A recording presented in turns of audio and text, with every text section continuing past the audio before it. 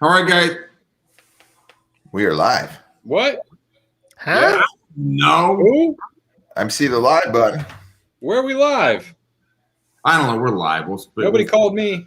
Guys. This is the Real Estate Marketing Roundtable. Guys, we're going to have a lot of fun. We have Mr. Jake Wolf. We have Mr. Nick Sackos. And we have the legend, Gene Velope. I mean, Gene, how do you pronounce your name so everybody can read Velope on your microphone? Jen Velope. It's been so long since we've heard your name and seen your face. Welcome back to the show, Gino. Unbelievable. Thank you for not kicking me to the curb, boys. He didn't want to hang out with us anymore. I mean, we didn't know what to do with him. But we have an amazing show. We're going to talk about a lot of fun stuff. We're actually going to figure out what the fuck we're going to talk about on this show. But the number one thing we have to do is we have to do our intro. Oh, motherfucker, why are you not going?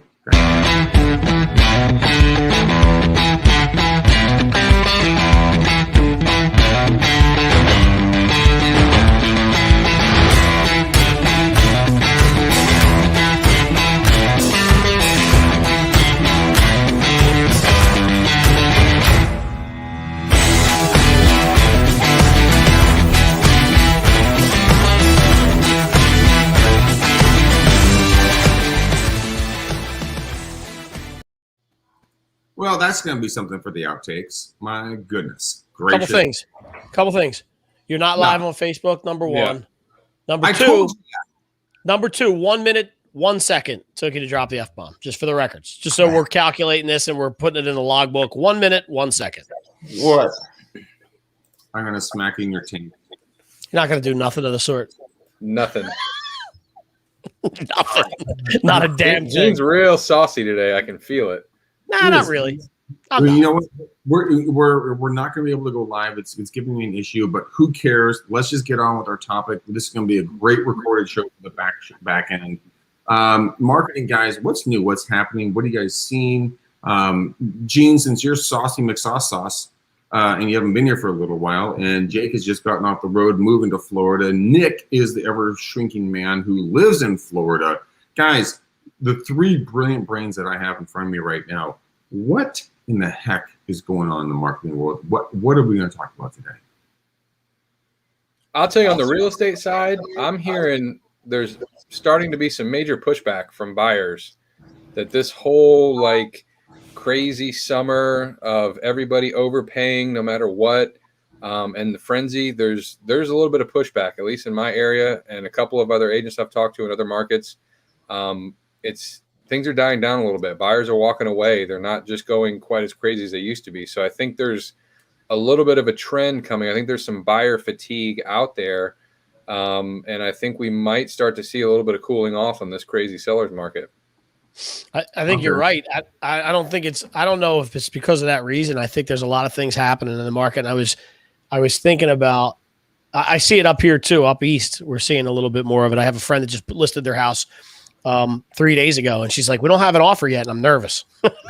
I'm like, it's only 3 days, don't worry about it, you'll get your offers. But I kind of feel like the buyers are getting smart and going like this. Look, you're not just going to get $180,000 more for your property because you asked for it. That's what I think people like. In my own mind, I'm like, if I was going to buy a new place and I had to walk in and I know the comps over the last 5 years were $400,000, am I going to pay $525 because 8 other people are? I wouldn't. And that's just that's me. And I think people are starting to think that way. Well, do you think this has to do with some type of micro markets as well? Because I don't see it.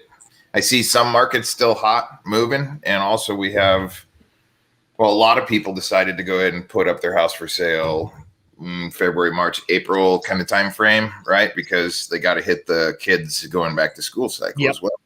Yep. Yeah. So Jake, I think it's a couple of those things, right? It's always micro markets for sure, because and on the East Coast, one of the things they've always said from our spaces, watch what happens in California first because it cascades. California seems to always set the market. So if something's going to drop out of the bottom, you see it there first and then it starts to come east. So you see it that way. And also I do think there's an element of right now in my area, we're not even setting up from the mortgage side. We're not even setting up meetings or events or anything right now, and some of them have been canceled recently because it seems like agents are like, I'm over it. I'm going to sit at the beach for 3 weeks. And I think people right now, this is the month where on the East Coast where I'm at least, people are heading down the shore. People are heading to the beach to vacation. A lot of people are heading to Florida, and they're just kind of taking a couple weeks off and just going, well, we'll take a look again after school starts or when we come back from vacation. So I just kind of feel like there's a lull right now, and I think it's a multitude of things for sure. Okay. What's the latest news, Greg? You might know this. What's the latest news on like the forbearance moratorium? I know I haven't been really tracking on it the last couple weeks, but I've been hearing some whispers in the wind. Yeah, from here, California, we got lifted July 31st. So the forbearance has been lifted. So we're starting to see a little bit of an interesting shift here in California. We also are running up against a recall for our governor, Gavin Newsom. And so I think that he's your boy Meet Kevin is prime runner for that. Huh? Your boy Meet Kevin is prime runner up for that. We got to get him on the show. Who's that? Who? Dude, I don't know. Kevin Pathrath. Is that how you say his name? I don't Meet Kevin. know. Yeah. Oh, Meet Kevin. Yeah. 28-year-old, 31-year-old. How old is he? He's younger. He's a younger dude. He does a ton of stuff on YouTube. If he can actually, do something. But the point is that I think that a lot of states are in a state of flux right now in regards to kind of how everything's going to be done. I just talked to Aaron Wittenstein, our good friend over at LGSO, the founder of Lead Gen Scripts and Objections on Facebook, and they went into another lockdown. He can't do any more calls. So for marketing for him, he's completely, out. And wait, what do you mean? What do you mean they went into a lockdown? What are you talking about? They went into another lockdown from New York. Yeah, New York, they can't do any more cold calls. I mean, they lifted it and then they put it back down. And so for marketing for all of us, I mean, how do you combat that? I mean, how do you deal with this? Because, I mean, that's literally cutting you off at the short and curlies and not giving you any way to build business for your clientele, for your past clients, for your future business or anything else. I mean, guys, walk me through this a little bit. Where would you go with that? Let's say you're in Aaron Wittenstein's shoes. Where would you start? How would you generate business? Jake, let's start with you. Hey, come on over here, Jack. Listen, Jack Fox. Listen, you listen up, Jack Fox. Yo, all right, everybody listening. This is Jack Fox on the mic right now telling you if you can't make phone calls, you better get social. Yeah. Dick Trackus and Jack Fox. Who are these guys? Oh wait, hold on. Yeah, we'll go full. There we go. Dick Trackus is in the building. All right, Jack Fox. We got to hit legendary status yet with you, Gino. This is amazing. No, seriously. So, guys, I mean, if you have some type of hardcore restriction and you can't make some type of phone calls and do core competency communication, you better be getting social and sending some postcards and stuff like that, some letters to folks. I mean, I don't even know how the operations of survivability is going to go ahead and last inside those kind of hardcore restrictions. That sucks, period. I need to understand. I'm sorry. I need to understand this a little bit better. What is in lockdown? You said they're not allowed to make cold calls. If I don't understand, I'm missing something. So what the statute is stated, and I actually have it on my phone, I can read it to you here, is to the fact that you cannot do any outbound cold prospecting to anybody you don't know. So calling for sale by owners, calling foreclosures, calling whatever. So wait, is this just the law, or this is something that's going? When you first said that, I thought you meant because of COVID. Well, it is because of COVID, and actually came from an article here from the July 27th, from Inman, talking about how what's going on in regards to COVID and the restrictions on it. Here it is right here. Oops. Governor Cuomo did not release the emergency, expired on June 24th.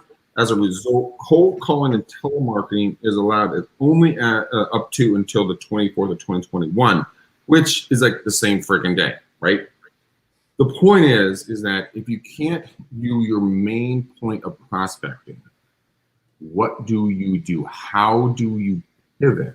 Nick, I want you to do this. Or Gene wants to jump in. He's very well, I was just going to say, if you haven't moved out of New York yet, I'm not sure why. Like, that's your step. Florida's full. Stay out of Florida. Florida's full. Florida's full. Go to Florida. There's plenty to be had there. Trust me. I was just there. So here's me, Greg. Ready? I'll say it this way. I think this could probably spark some conversation. Let's go. So let me say this, and you can leave me with the boys here. I want to see the reactions to this, but when this first happened, when this whole thing came down, and back in March of 2020, when this started to take shape, and everybody was like, "What's happening?" And then March 21st, everything shut down, and they closed. Everybody closed buildings, and restaurants were shut down, all that shit. As a marketer, and I know me and Nick had this conversation at one point or another. And I'm sure me and Jack Fox had this conversation, and that was, sorry, I can't even. Sorry about that, but I'm sure we had this conversation. But for my thought was, as an independent company who does marketing for businesses, and especially in a real estate space, I was like, what is this going to do to my livelihood? Like, people aren't making their money. They're going to shut down their marketing and insurance. Like, what are the first things to always go, right? You'll pay your mortgage up until the last day, but your insurance goes first. Marketing's going to go, right? So I thought about all this. And in the process of that happening, I realized something, that the scared went away and hid. And the guys that knew how to run a business, I say guys, I mean guys and girls. And the guys and girls that knew how to run a business saw the opportunity and doubled down on marketing.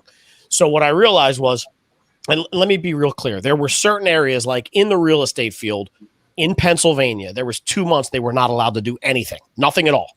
So to spend, for most of my folks in here in PA to cut their marketing for the 2 months, I sort of get that. I wouldn't have done it, but I sort of get it. The other people that they determined were essential workers, or the people that were nervous about coming out at the end of the tunnel with no business, were the ones calling me going, "Listen, we need to double down.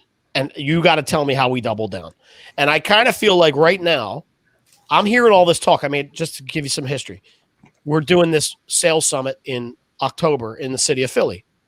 And I was tasked with finding a restaurant, because we all know how much I love Philly and eating in Philly.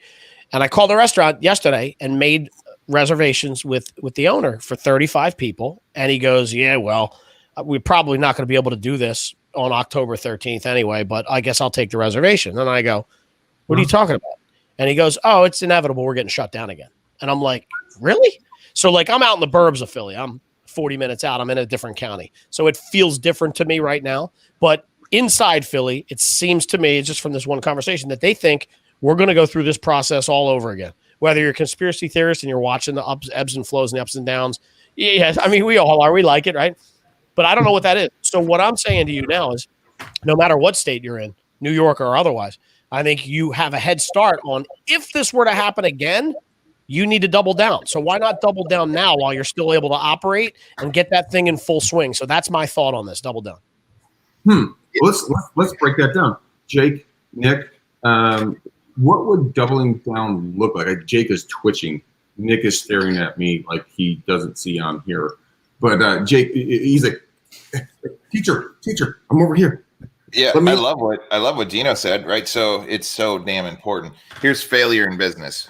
Either you're not producing enough consumable educational content that talks about the business, product, or services that you have, or if you are producing that kind of content, you're just not getting it out to enough eyeballs.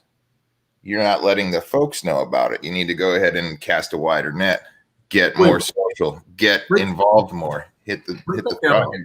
Back that train up. I think what you said right there was incredibly important. So you're not creating enough content, or you're not getting out to the right eyeballs. Can you go on that? Because I think that's something that a lot of people... I'd love to go deep. So for the 20 plus years that I've been doing marketing, right? Think about every single business. You've got a product or a service that your business is offering.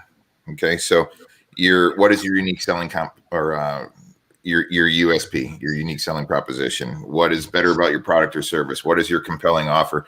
And then building a whole bunch of good quality content about your products or services that the people need to hear about, and then get that information out to the folks. So it's about communicating who you are and why these people should be doing business with you, and just get it out there. You have to be getting it out there. Produce the content. So for real estate agents, it's so important. I mean, we all talk about content all the time, but that's extremely relevant, necessary for your business. So right now, if you're in one of these COVID restricted areas, things are starting to get tight again, you're dealing with all of that stuff, there's a lot of information that you should be sharing. Be an educational ambassador of your craft, in your trade, in real estate, and start helping home sellers know how to go ahead and deal with this. We've been through round one of it. If we're going into round two, guys, help out. So you just have to get it out there. Yeah, no, creating the content is incredibly important. And then, Nick, I want to jump over to you really quickly. So Jake is emphasizing creating content, hugely important. Going into down how to get it to new people. Now, that's really kind of your forte. And then, Gina, I'm going to bring it back to you. But I mean, it comes down to paid, advertising. How do you get new eyeballs? Let's say I make a video about Bob's Pizza, right? How do I get the eyeballs onto how do I get the eyeballs onto my content that never seen me before? Well, I want to shift your perspective a little bit. So two things. Forget paid advertising, right? If you are nervous about your next paycheck, listening to a guy like me saying spend $1,000 to $2,000 a month is just going to go one ear and out the other. So organic things that you can do to help you reach more people. People call it playing on Facebook, right? If you're on Facebook and you're intentional about what you're doing on Facebook, it's not playing, it's prospecting. So are you intentionally going to places, groups, and liking people's pages, asking them to follow you, and then communicating with them on Messenger? So you want to talk about an organic funnel. Your town has some sort of group. There's millions of these groups. Go into those groups of your ideal client and just start friending people, 20, 30, 40 people a day. When those people respond to your friend request inside Messenger, it'll show you all the people that you are now friends with. Send them a message.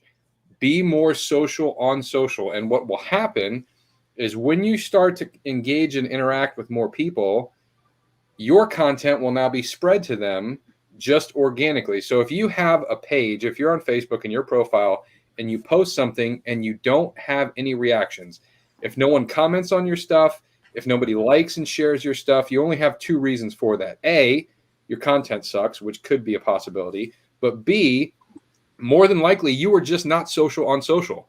So if you never go to your friends' pages and engage with their content, they're not going to see your stuff.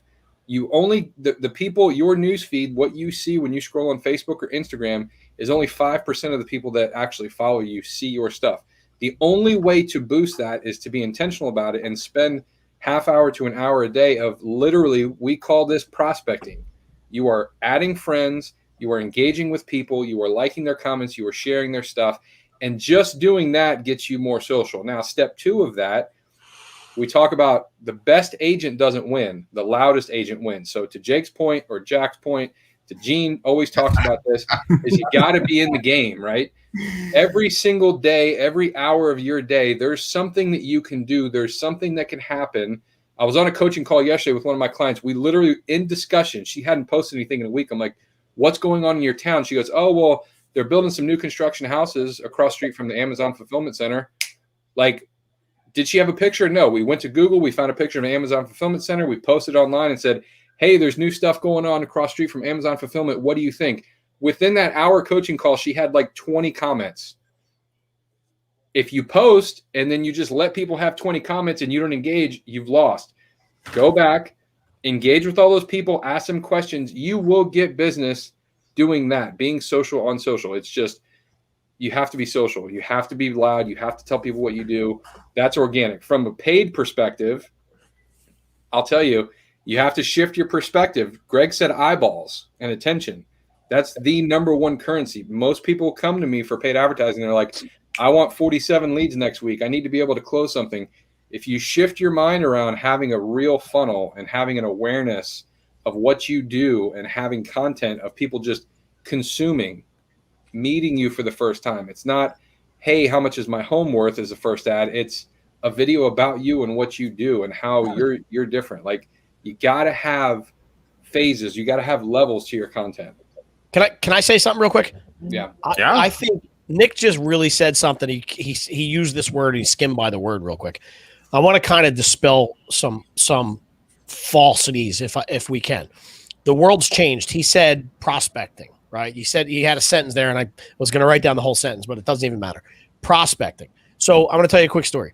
I have a friend who's a mortgage broker, and right around the beginning of this year, we had a conversation about something that happened in his world. He had some MMA stuff going on. He's half black, half white. And the reason why I tell you that is because this is where it ended up going on social.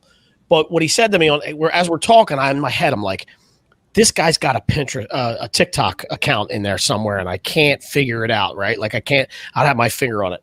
And at the end of the call, I go, can I say one thing to you real quick? And he goes, yeah. I go, we need to figure out how to turn this into TikTok. And he goes, dude, I'm so glad you said that. It was the last thing I wanted to talk to you about. I did a TikTok a week ago because of something that we talked about at an event. And he goes, and I forget what the number was, but he's like, I had 450,000 views on it. And I was like, what's that now? So I inflated the numbers a little bit, but he ended up at that time had like 25,000 followers on TikTok after like 8 days of being on TikTok. And I said to him, hold on, let me look at it. So I go out and I take a look and I'm like, I see what you're doing. And he was like in between these different steps. There were like 3 personalities, if you will, on the TikTok. And the one that was getting all the attention in that space was the fact that he was half black, half white. He was talking to people on both sides.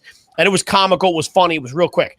And I go, Joe, there's your 15 minutes of fame. We got to figure this out. And I go, people are going to see you online. We're going to tie that thing in that people are really telling you they want to see more of because they're engaging with you. We're going to tie that into the mortgage piece, and we're going to let people know, look, whether you're black or you're white, I can help you with whatever X, Y, and Z you need, right? So fast forward, he has sponsors on there now, right? So prospecting. So he said to me, I don't know what to do with it. And I go, Joe, how many hours a day do you sit behind your desk and you cold call people on the phone? And he goes, 3. And I go, starting tomorrow, take 30 minutes of that 3 hours out. So now you're going to cold call for 2.5 hours. 30 minutes of it is dedicated to learning the craft on TikTok and creating content. So after this week, you should have 2.5 hours dedicated to more videos. And past that forward, he gets to a spot where, like I said, he has sponsors. His viewership is absolutely through the roof. He's still doing it, whatever, 8 months later it is, right?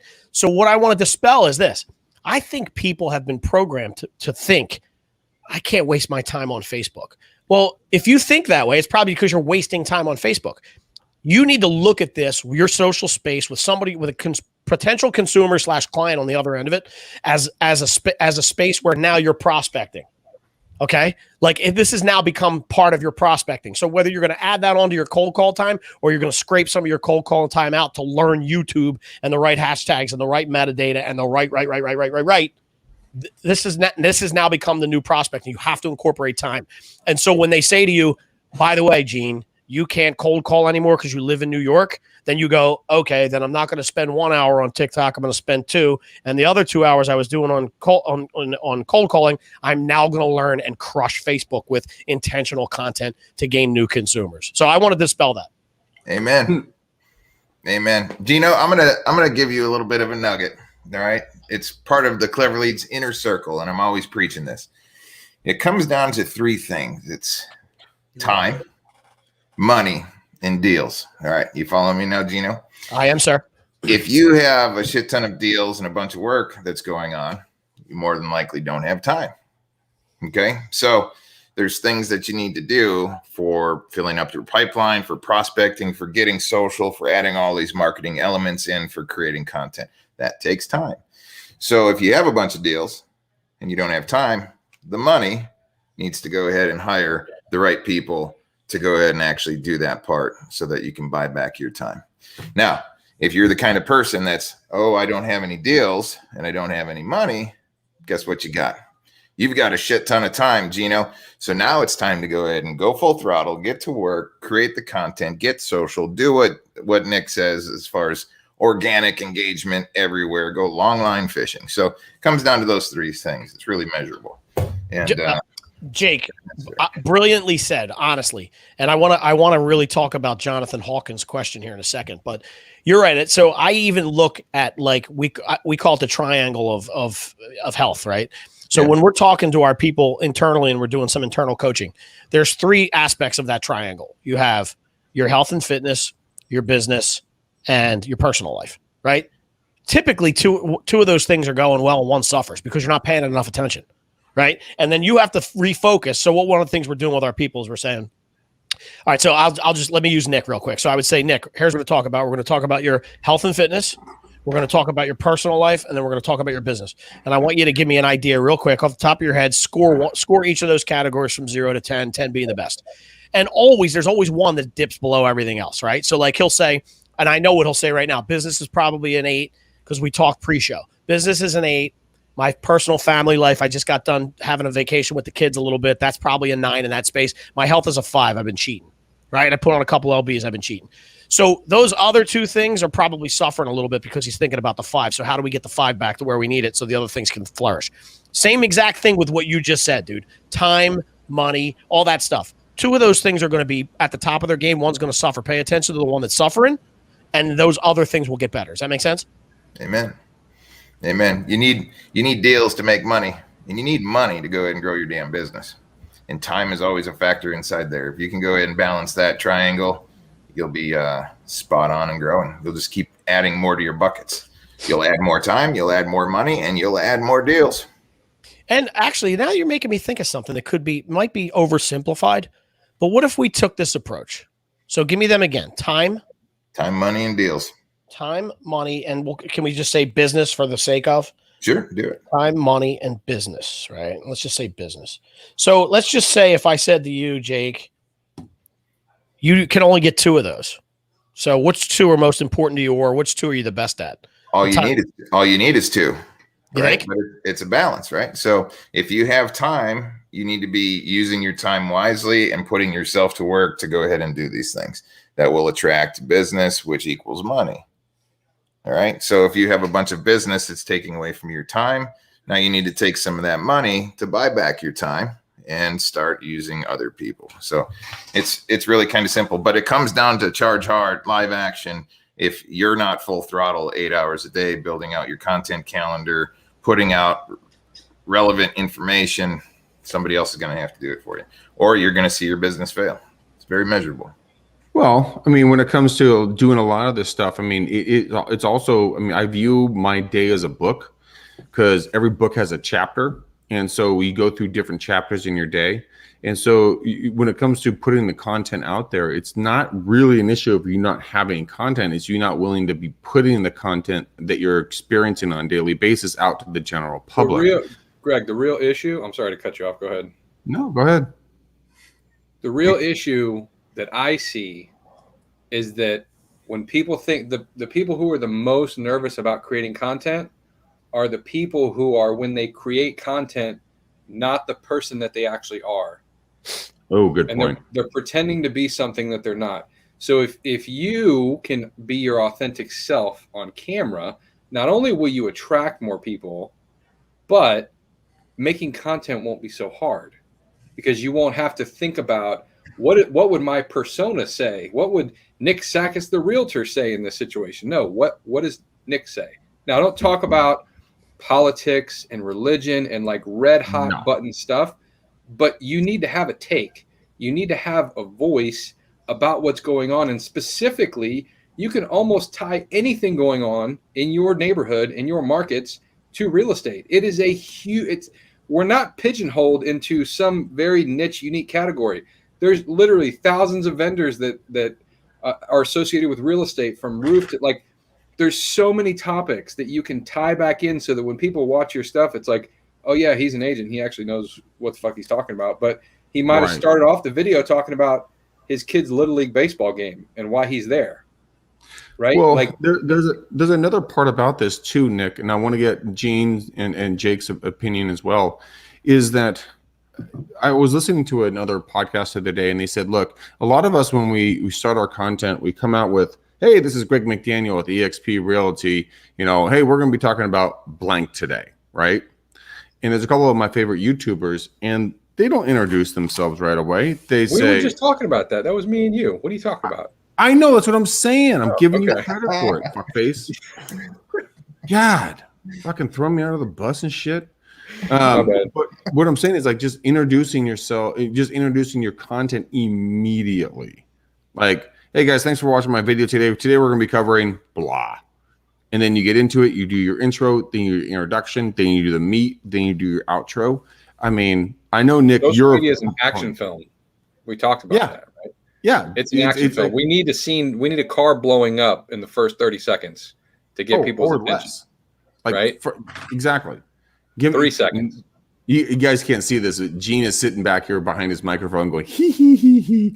This is funny. Yeah, because he's right. I mean, he's right. We're stupid animals. We are dumb animals. I need something to go, oh, that looks good. Let me stick around. Jonathan said, what's the right mix? We used to fall back on 80-20. I think it's 95-5. Yeah. Yeah, dude, I'm closer to your argument. I'm Yeah. such a huge fan of nobody gives a shit about your business. They just care about what you're like. Do I want to do business with somebody? That 9 times out of 10, these people don't need your services when you're promoting them. So you got to be there when they do. Oh yeah, I do need that. And by the way, that guy Nick Sackis, I saw him at Disney World with his 2 kids.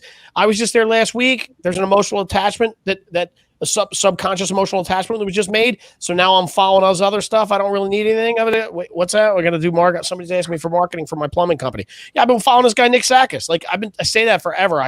You got to develop that attachment with me from something other than what it is that you're selling, because I'm not buying anything right now. Have you guys seen? It's a couple years old now. I mean, when I say a couple, probably 10 years old now. But there was 2 real estate agents that did high-end marketing and real estate out of Australia. And dude, they probably put $100,000 in this video. Now, I'm not suggesting you guys put $100,000 into videos, but they did, and it was high-end quality. And it was this really good-looking lady in a really skimpy bikini, you know, and she was handcuffed and tied up to a chair, and she was like, "Oh my God, I'm being kidnapped." And they went back and forth on a dialogue, and then they were about ready to take this gal's top off, and then the 2 guys pop in and go, "Hey, now that we have your attention, let's talk about real estate." And I was just like, "Damn, that's freaking ingenious." Yeah, they had helicopters like, and shit. I mean, there was fire blowing up outside, like full on attacks. Yeah. These guys went full on production. Yeah. And by the way, just for some more clear, Greg was like, "Hey, dudes, get out of the picture." She was about to take her shirt off. Everybody move. That's really what Gosh, happened. dang it. So I'd like to suggest this. You have to be producing content, period. Start with 1 piece a week. And once you're able to get that 1 piece a week into your business line of events, step it up to 2, and then step it up again, right? Until you find this comfortable, reoccurring content calendar of events and you're fitting it into your business model.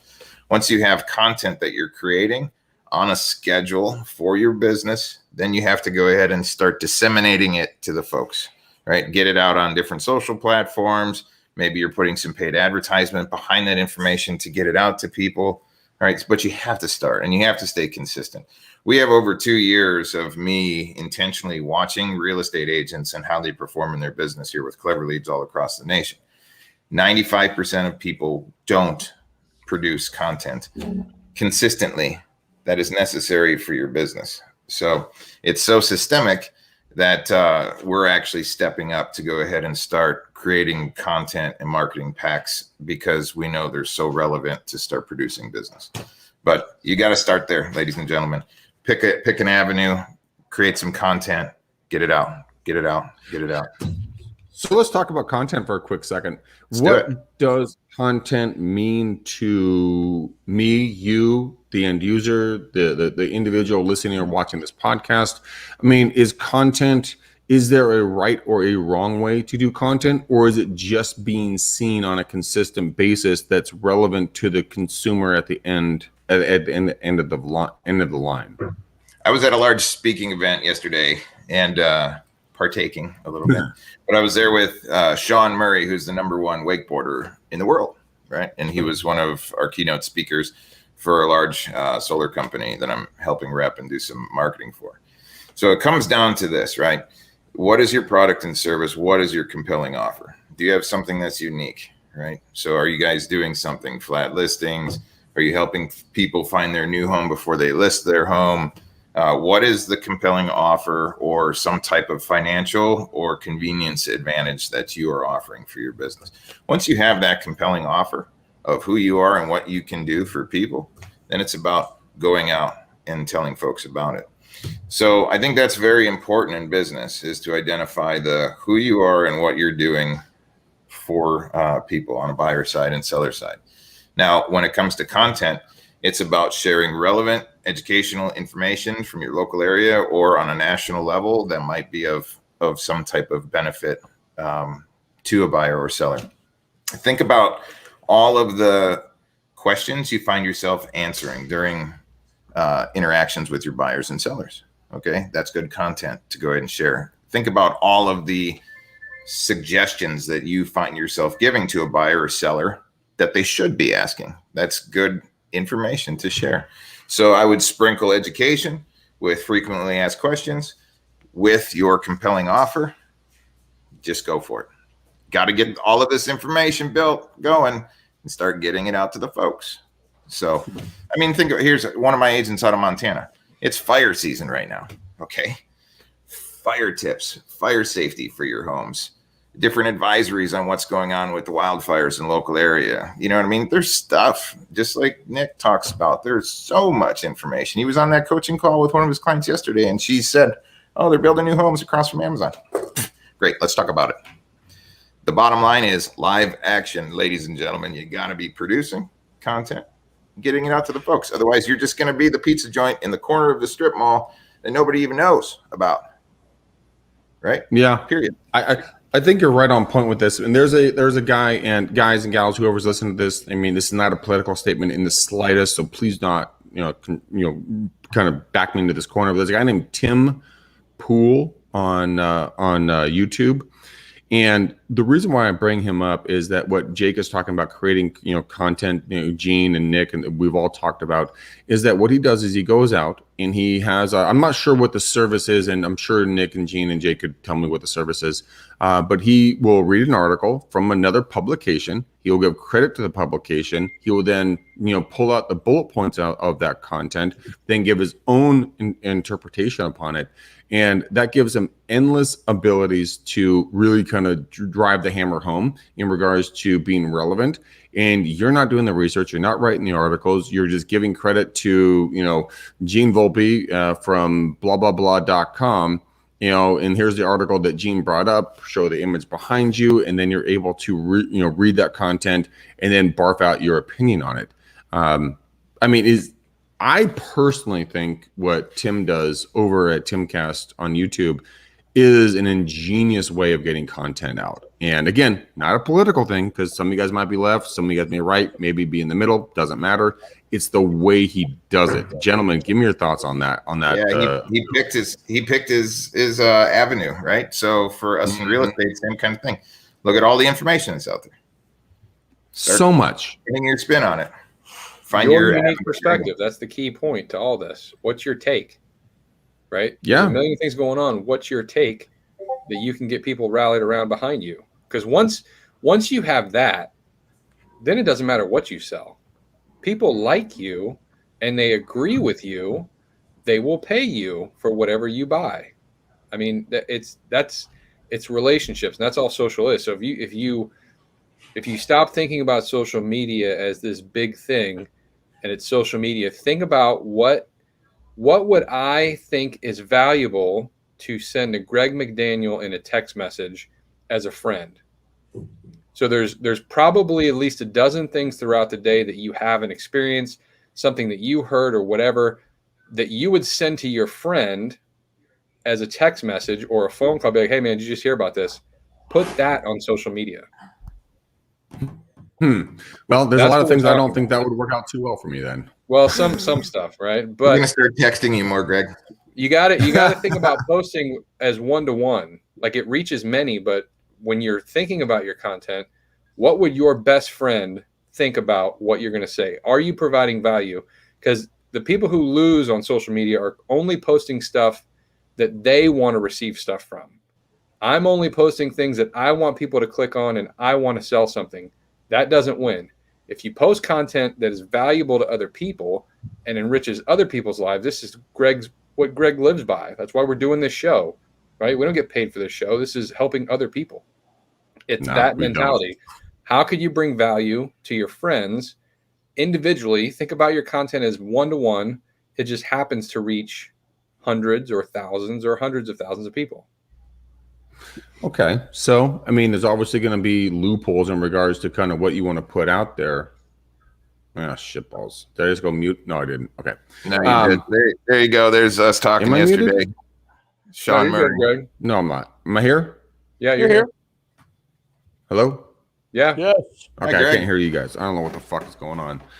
the internet's censoring me. I don't know what the shit's going on. But I mean, here's the thing. I mean, it's just creating content about anything that you find valuable, and then just kind of having that interpersonal relationship, and you build off of that. And that's, in your opinion, what you're saying. Is that correct, Nick? Yeah. Create your content as one-to-one. What would your best friend think? What's something that happened to you that would be funny to share? What's something that happened to you that'd be valuable to share?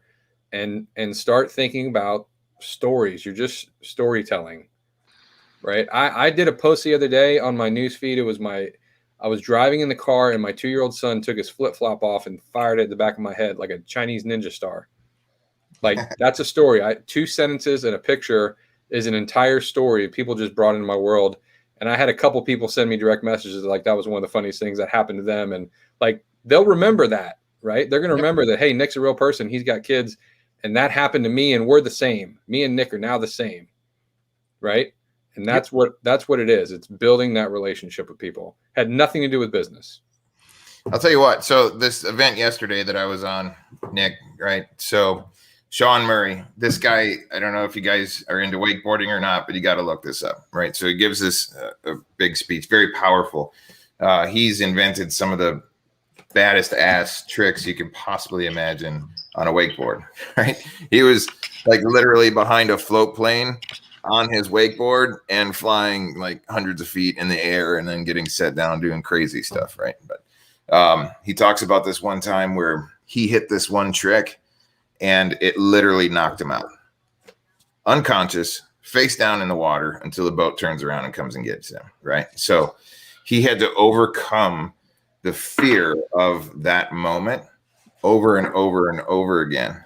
And he says, I just had to go through it and I couldn't stop taking action. And I had to keep working on my business and I had to keep perfecting what he had going on. And he turns into he's in the world record books, right? So for many different things, very powerful stuff. You can't let fear go ahead and control you performing your business, creating the content and getting it out. And there's so many ways to go ahead and get it out. So start getting with it, ladies and gentlemen. And I always like to say, don't let fear and common sense stop you. Right. Nice. Yeah. I mean, this is one of the things we teach our kids, isn't it? What do you do when you fall off the horse? Yeah.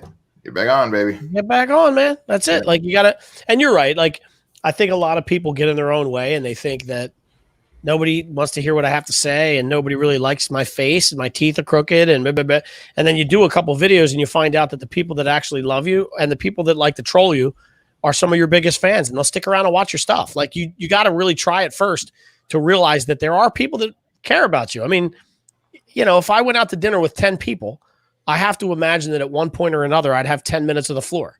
And you can tell who's listening and who's not, right? The people that aren't listening aren't going to watch me on social media. The ones that are sitting next to me and engaging in the conversation are probably the same ones that will call me behind the scenes and go, yo, when that kid threw the flip-flop at your head, that was amazing. It happened to me twice. I thought it was hilarious, right? They're the relationships we're cultivating. So it's one of those things, fear retards, right? Like, and I don't mean that in a bad way. I just mean that it retards your progress if you allow it to seep in. Just go out and do it.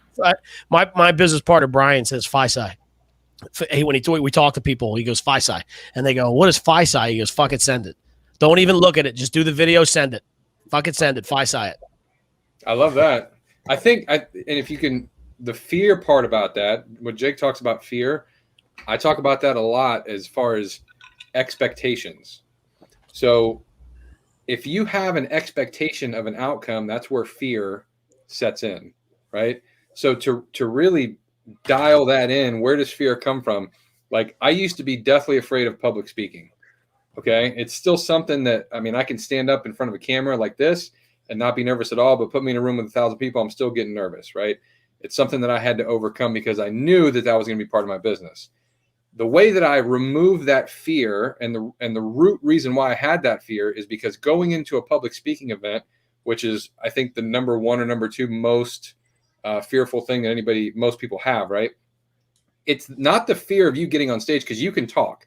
If you can talk and have a conversation 1-to-1, you can talk 1 to 1,000. The fear is the expectation of the result. So if you're getting on stage in front of 1,000 people and you're trying to sell something, what's the worst thing that can happen? Nobody buys it, right? It's the same thing on video. If you remove the expectation that, okay, Greg, Nick, and Jake all said that I have to do video, and I'm used to being a rock star in everything that I do. And if I do a video and other people see it and I'm bad, they're going to make fun of me. Or I'm not going to close a sale on the first video that I do. Or I could do this for 2 or 3 months and not be very good at it. It's the outcome. So if you remove that outcome where, okay, I'm just going to fuck it, send it, like Gene said, and not think about the expectation of that event and just put it out there as goodwill, the fear goes away. I promise you. So really think about why you're fearful to take that camera out and record something or post something, because it's not the actual doing of the thing. It's usually your expectation of the outcome. The other thing I would say is, like, I know there's probably some A-types and people on here that are just like, that's really not it for me. I don't know. I don't know what it is. Well, then you know what? Turn your camera on and give it a shot. We have a guy on our team, Matt, who you can see the first, like, I challenged him to do the 30-day. Actually, it wasn't me. It was somebody else that challenged him, but I helped him through it. And the first 5 of them were terrible. Like, when you watch, I know when he watches them, he goes back and he cringes. The 30th was like he'd been doing it for his whole life. And people were like, you look great on camera. It's so natural. It's so, sometimes practice makes perfect. Yeah, and we're not changing, right? We talk about the version 2 of the virus and everything. Like, we're in a world of screens and communication via video. We talk about it every single episode in some form or capacity. So you got to get with it, right? Even if it's a Zoom chat with people or a Facebook Messenger, start getting really intentional. Facebook Messenger is a great way to communicate. You might not have people's phone numbers, but if you're friends with them on Facebook, you can do a video chat or an audio call with them on Facebook. It's a great way to connect with people. Nick, what's funny is that I have grown accustomed to hating conference calls. Like, I'm so used to seeing people live on video. I just would rather do it that way. And when we don't have a Zoom call, I'm kind of like, oh man, like, I don't want to talk to you on the phone. I want to see your face. Yeah. I want to watch your reaction. I want to see what's behind you in your office. Like, I want to see all this stuff. So it's kind of, I always like Zoom, but it's gotten more a necessity for me lately. Which I don't take client calls anymore. Like, if you go to getamplifiedmarketing.com and you want to book a call with me, it's not a phone call anymore. If you're Zoom, not willing to get on Zoom and camera in front of me, don't even bother. Yep. Like, that's literally where I'm at. And a lot of people are like that. A lot of consumers, they want to be able to find you on social media. They want to know that you can open up Facebook Messenger and do a chat real quick. Like, it's part of it. Amen, so Jake, I think this is your show here. Unfortunately, the people that can't see, Greg is very agitated right now. I am going to try to wrap this up as professionally as G McD does, ladies and gentlemen. I know you will. So bear with me on the first pass. First and foremost, I want to say thank you, everybody, for watching Real Estate Uncensored Marketing Roundtable with the legend himself, Gene Volpe, Nick Sakis, my fellow neighbor, and, of course, our favorite host, Greg McDaniel. So, Gino, where can people find you if they want to go ahead and get in touch with? Right now, it's real simple. Underneath my video there, you'll see @TheGeneVolpe. That's my Instagram handle. I am collecting followers, and I only have a couple spots left on Facebook. So get at me on Facebook. My personal is Gene J. Volpe or The Gene Volpe. Get me there. I love it. Nick, where can people get in touch with you? Nice. I love having a unique name. There aren't too many Sakises out there. So if you Google Sakis, you will find me. Or if you want to book a call with me on Zoom face-to-face so we could talk about hitting your social media marketing out of the park, go to getamplifiedmarketing.com and book a call at your convenience. All right, outstanding. Ladies and gentlemen, myself, you need to get in touch with us over here. We'll dress you for the success party at cleverleads.com, KLEVR leads.com. And as always, Greg would say he's growing his team with EXP, and he can be reached on his cell phone at 925-915-1978. Once again, well done, nice. Sir. 78. So if you guys are listening to us on one of those many amazing listening channels, please remember to go ahead and give us a 5-star review. It helps us boost the algorithm to the top. And please join us next week for the roundtable. We've got some special guests coming in, and you are not going to want to miss it. So put it on your calendar, ladies and gentlemen. Marketing Roundtable every Wednesday. Be here or be square, because we're round at the table. And that's it for us, ladies and gentlemen. Have a blessed and beautiful rest of your day. And wrap it up. Greg. Well done. Well He done. can't hear you, so I'm going to type wrap it up, Greg. Wrap There it is. up. Let's see how long it takes. But watch what you say, boys. We're still live. Yeah, we can't go to the after hours party just yet.